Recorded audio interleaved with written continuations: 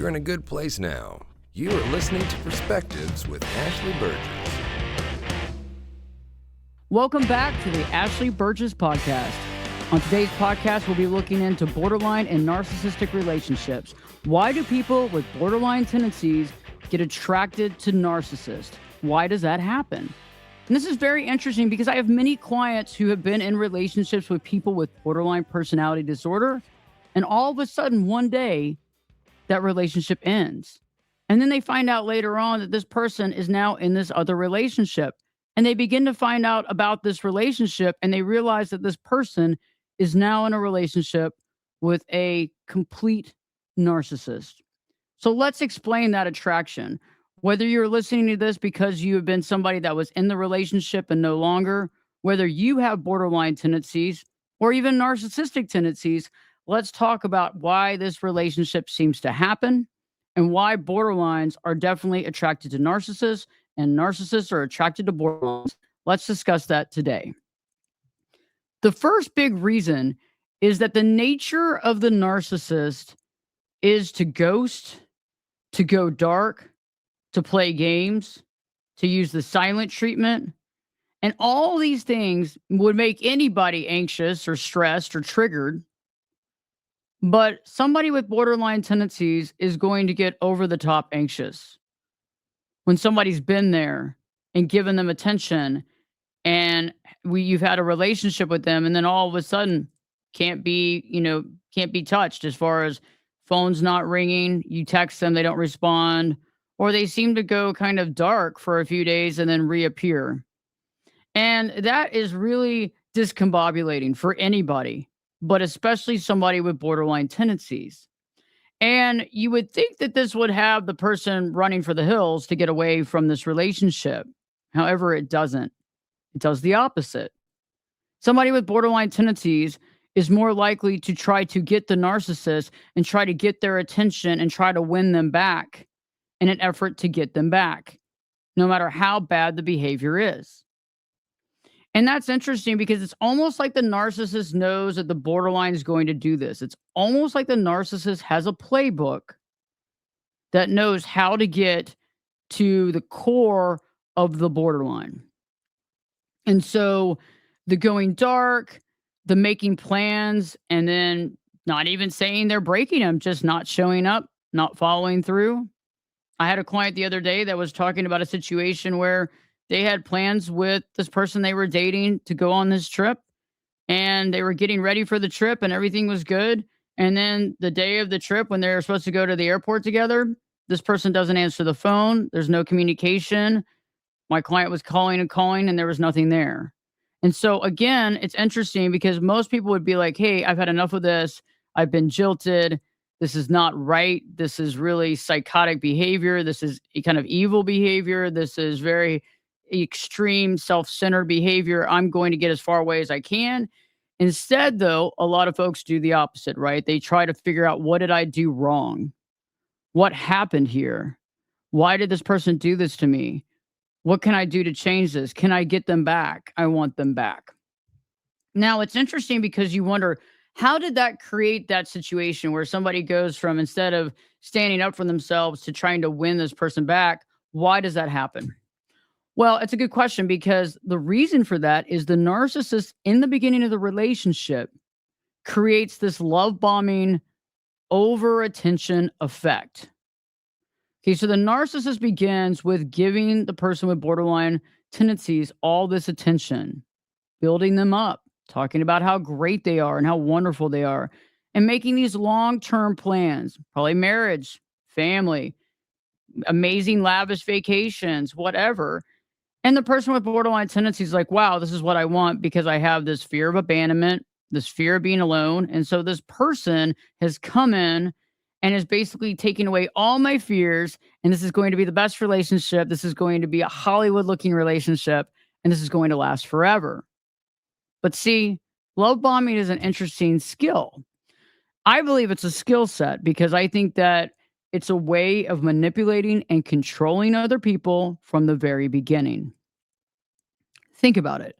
If you meet somebody and they seem to have everything on the ball, they seem to be, charismatic and cool and fun and good looking and they're giving you all this attention and they're there for you and they're constantly hanging out with you and they're building you up and talking about how great you are. That feels pretty good. And it happens for several weeks, even several months, and you get really used to this and you're like, wow, this is awesome. I'm really liking this. And then all of a sudden, guess what? Boom, I'm going to pull the rug just a little bit.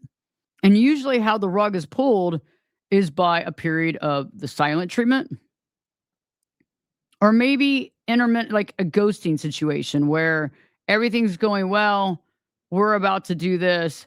And this person kind of falls off the face of the earth for 24 or 48 hours, which can put somebody into a real tailspin because this has been going great for so long. Now, what's happening here?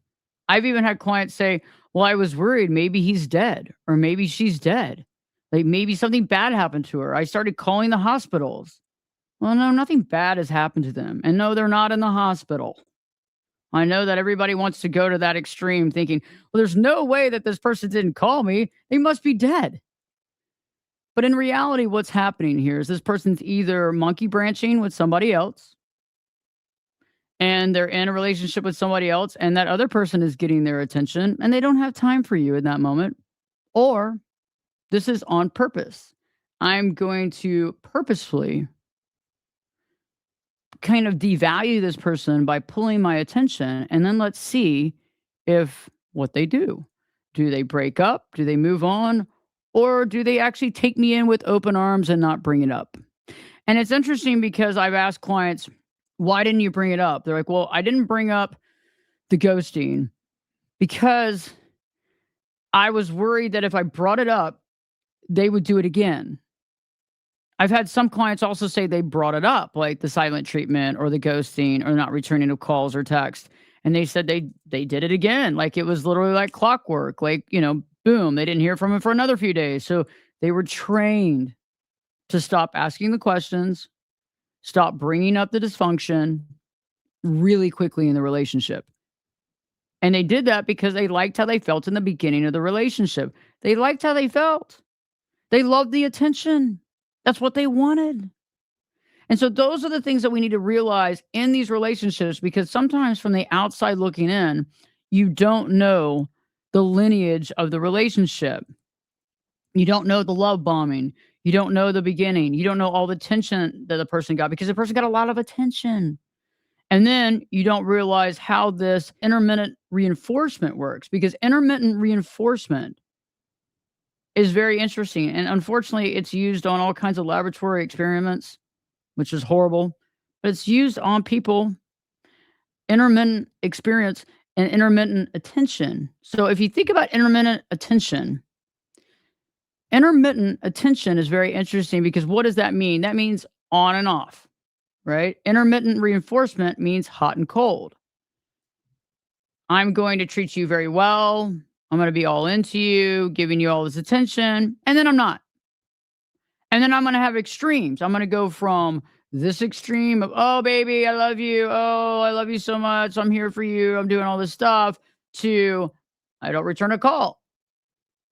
Maybe I go all day without communicating. Maybe I go 2 days without communicating, right?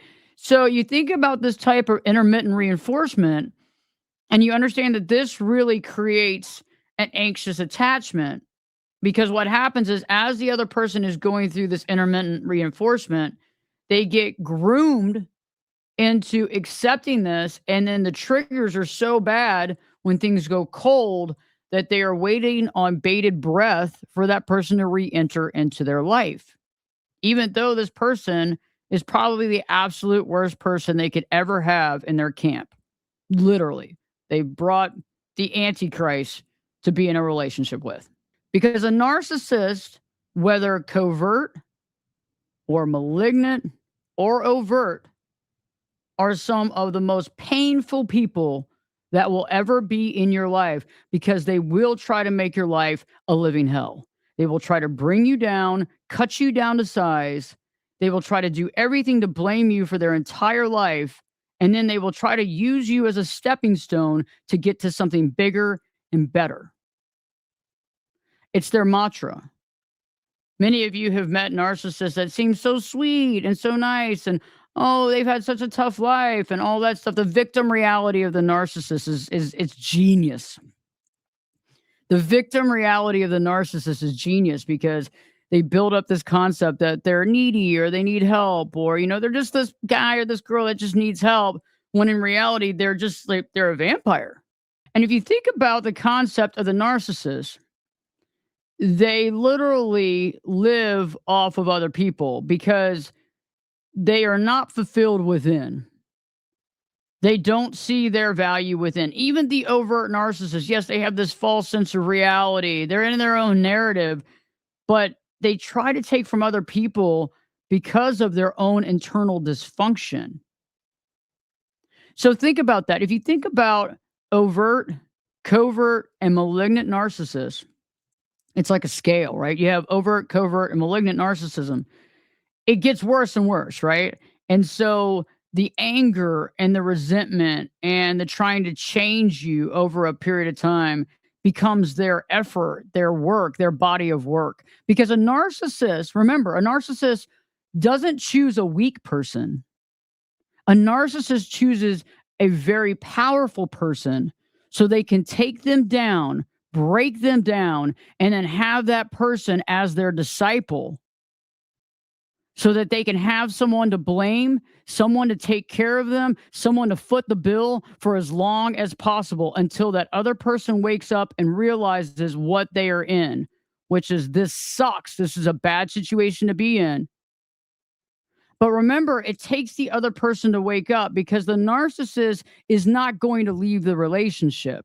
And I want to underline that for everybody out there. So if you have borderline tendencies or even codependent tendencies, and you are in a relationship with a narcissist and you're hoping that they leave you, I'm going to tell you, it's probably not going to happen unless you're with an overt narcissist. If you're with a covert narcissist, they're not going to leave you because they want to blame you for the problems in the relationship. They're the kind of people that go around talking about how great their dead wife or husband was, when if you talk to the family of that deceased person, they tell you about how horrible this person is, what a horrible narcissist they were, and how the other person was dying because they were in this relationship, right? The truth is not at all the way that they portray it, because they probably put this person in an early grave because of the pain and suffering that they put them through. And I want you to think about that. And so when you think about the intermittent attention and the intermittent reinforcement, it creates somebody that's in fear of losing this person. So if you have borderline tendencies and you have fear of abandonment, fear of being alone, if you have these fears, and usually that started at an early age, you are going to try to keep the narcissist around and deal with them no matter what. So no matter what they're doing, no matter how they're acting, no matter what they're saying to you, you will try to override that. You will try to basically rewrite the narrative to stay in the relationship because you don't want to be alone. And the interesting part about being in a relationship with a narcissist is that the narcissist, remember, is the center of attention. They are the center of attention in the relationship, and they want the full attention. Now, remember, somebody with borderline tendencies is used to being in a relationship where they get the full attention. But that's not going to happen in a relationship with a narcissist. So it's almost like a game being played where the person that has borderline tendencies is trying to win over the narcissist to get the narcissist to focus on them. Problem is that's not going to ever happen. So it's like a game that can never be won. The borderline is constantly trying to get the narcissist's attention, do everything for the narcissist, be there at their beck and call, but it still doesn't matter because the narcissist is never going to praise them for anything. They're actually going to turn it around and actually find fault in whatever they did, bringing the borderline back down, cutting them back down to size, and making the borderline have even less self-esteem. And they figure that if you cut someone down to size enough, they will be so beaten down that they will never leave, which actually works most of the time. Think about it. It's kind of the mantra of how they do it is they go, okay, I'm going to keep this person around, not happy, not peacefully, not calmly. I'm going to take all that peace and calm away. I'm going to create a very anxious attachment. I'm going to make this person feel kind of bad about themselves all the time. But guess what? I'm not leaving because I have this person that's a minion to me that's going to take care of my every whim that I need. And I also get supply from them. Because remember, the borderline is perfect supply for the narcissist because the borderline keeps giving, even when the narcissist is hateful. Even when the narcissist is cutting them down to size, they are still there. So remember, the borderline is perfect supply to the narcissist because the borderline does not want to be alone, can't deal with being alone or having any sort of abandonment. The narcissist fills the void of them being alone. And so they will continue to deal with the narcissist in order to make sure that the narcissist doesn't leave them. And I want you to really think about that because that makes the borderline the perfect puzzle piece for the narcissist because the narcissist can do absolutely anything to the borderline and the borderline will accept it and continue to go status quo because they are still trying to fill the void. They are still trying to right the wrongs. And we'll talk about this. Stay tuned to the end of this podcast because the last observation that I'm going to bring up in today's episode is the real reason for the background for why this puzzle piece works so perfectly. It's interesting because our history does mostly dictate our present and future until we wake up and educate ourselves and move forward and realize how we are focusing on things and how we're letting certain things define our life. So go back to the concept of the narcissist being the center of attention. Okay, so we get that. Even if the narcissist is covert, they're still getting center of attention covertly. They're still the victim, or maybe they're sick all the time, right? Or, maybe things aren't working out for them, or, they have an addiction problem. And so you're constantly catering to their alcohol addiction or drug addiction. Maybe they just can't get a job, really haven't tried, but, maybe they haven't. And so you're catering to that and their issues. So it's constantly. So if the borderline or even the codependent is constantly catering to the narcissist's needs, even the covert narcissist that's always has a problem, an ailment, an issue. And it's interesting too how the covert narcissist is only nice usually when they're sick. So a covert narcissist is only nice to people in a relationship when they are sick, like really sick, because they need that person. They have to have that person because that's the only person around to take care of them. But right when they're fine again, they're just as mean as they've ever been. And this is critical to understand because that means that they are actually just taking advantage of you. That is it. That is the role of the relationship. That is exactly why they're taking advantage of you, is because they need you. Now, the thing about these relationships is the narcissist will go to great lengths to get the borderline or the codependent to not realize that they're needed. So what I'm saying is the covert narcissist and the malignant narcissist, and for that matter, the overt narcissist, will go to great lengths to get the other person to think that they're not that special, they're not that interesting, they're not needed, which is just the opposite of reality. The narcissist needs the other person because they need supply, whether it's emotional supply, financial supply, whatever that supply is, they need it, but they want to downgrade the supply so the supply believes that they need the narcissist. See the game? This is a game, and it's done quite well. I mean, it's really good how they kind of turn things around and they turn the tables around and they make you think a certain way because they are actually needing you, but they want you to think the opposite, right? So that's another reason why the borderline holds on, is the borderline begins to believe that they need the narcissist. They believe, ooh, if I lose this person, I'm going to lose everything. I got to hold on. This person's my future. I got to hold on. When in reality, that is not the case. Okay. So it's interesting. It's like you having like a bar of gold, right? 999 gold. And somebody's saying, yeah, that's worthless. That's worth nothing. You got nothing there. There's nothing there. It's not, there's no value. And you begin to believe there's no value. You're like, well, there's no value here. You want it? Okay. You can talk somebody into believing that they don't have value. You can talk somebody into believing that you are more valuable than them. And that is what a narcissist does in a relationship with a borderline or codependent. They tell the borderline or the codependent all these things, making them feel like they're just not even good enough. And then they just hold on with grim death with this relationship. And it's interesting because they can play the game so well. They're very good because remember in the beginning, they set the scene that they were in love. They set the scene with the fact that, oh, I love you so much and you're the best thing in the world. And I love how you look and how you dress and who you are. And I love all the, just how outgoing you are and how intelligent you are. And so the other person, is like, wow, this feels so good and it's great, but they don't realize that this is not real. This part of the relationship is a facade.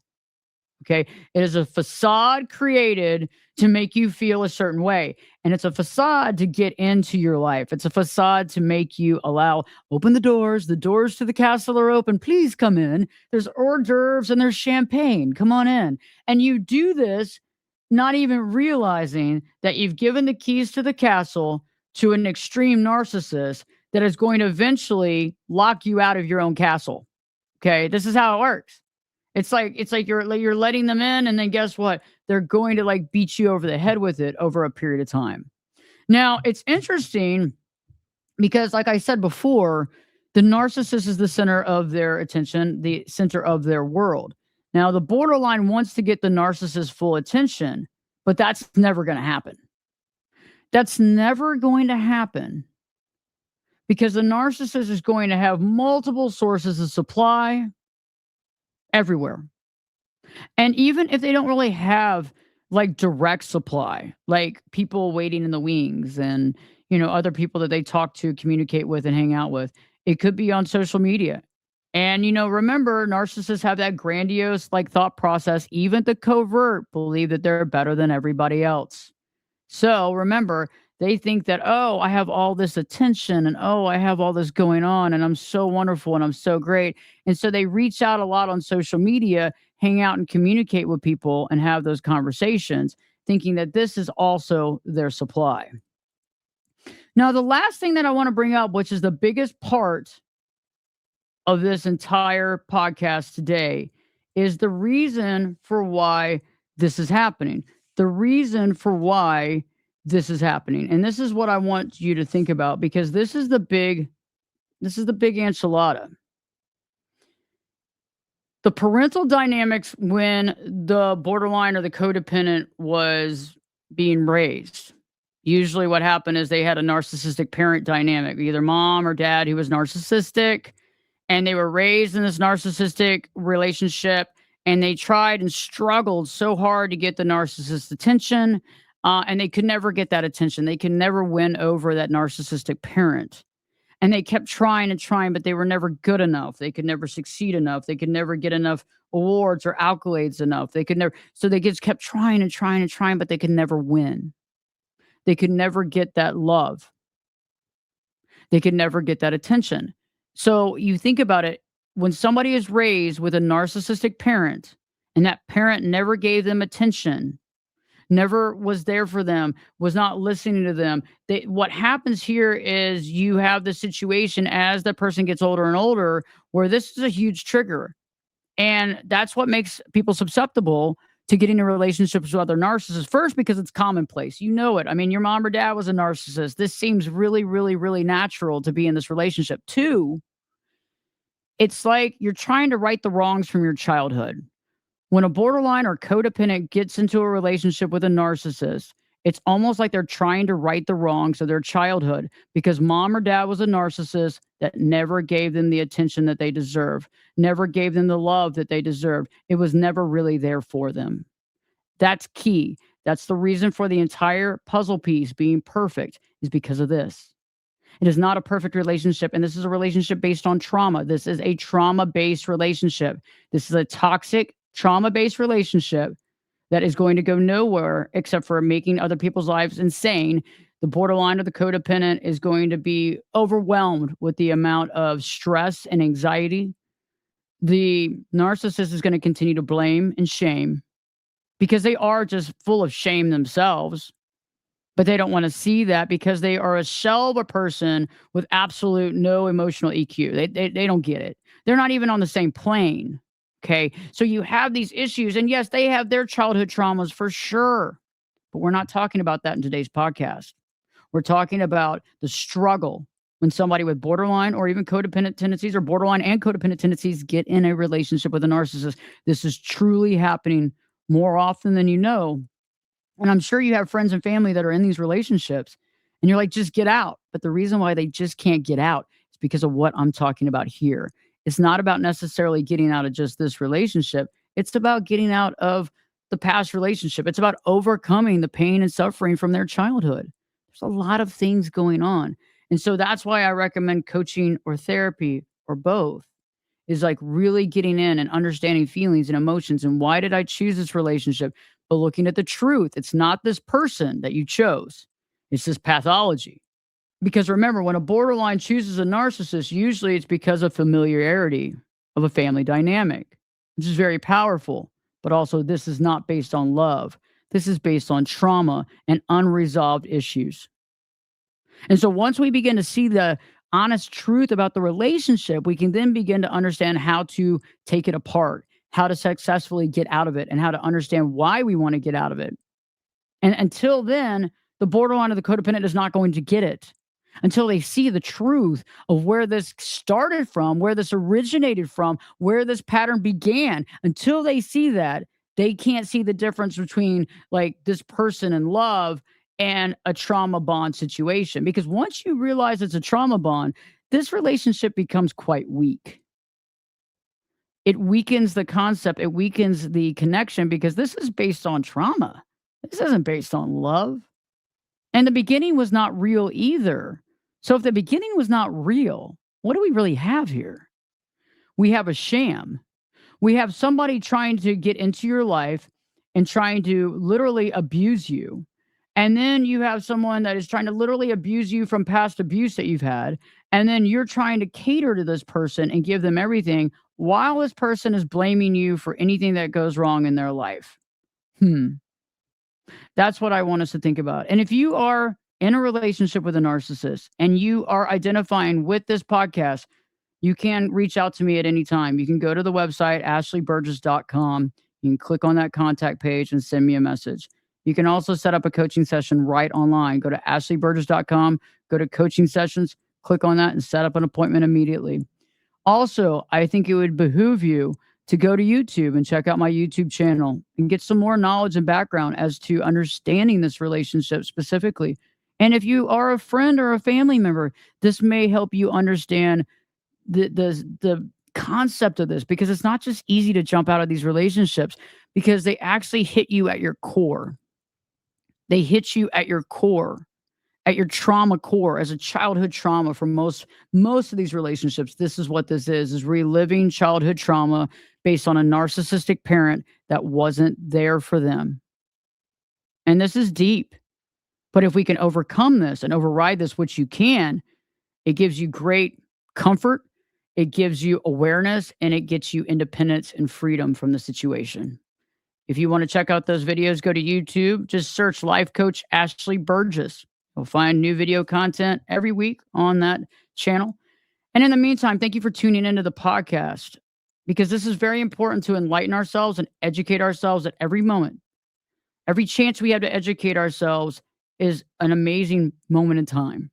And if we can educate ourselves out of trauma and into soul freedom, we are now on a better path in our life.